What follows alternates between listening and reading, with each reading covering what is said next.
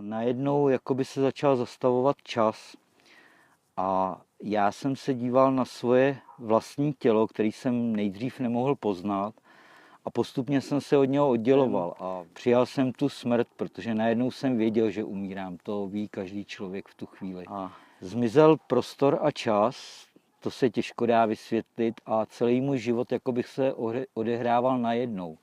Nebylo to o čase, o prostoru, ale bylo to o intenzitě toho prožitku.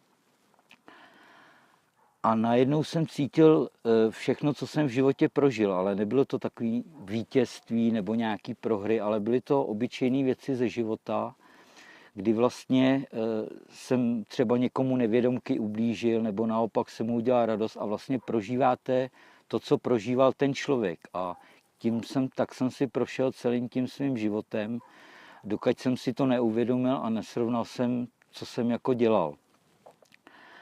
A potom jsem se začal posouvat s takovým tunelem ke světlu. To světlo bylo něco tak úžasného, protože nebylo to jako slunce, který na vás svítí, ale všechno to světlo jde z vás, ze všech těch živých bytostí.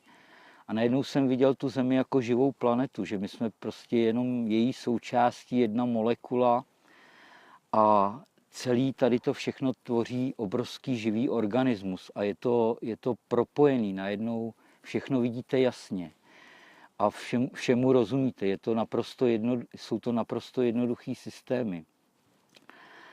A když jsem byl v tom světle, tak najednou jsem se začal posouvat přes takovou obrovskou prérii a v dálce byly takový štíty hor, štíty pohoří. A já jsem věděl, že až tu hranici překročím, tak už je to nenávratno.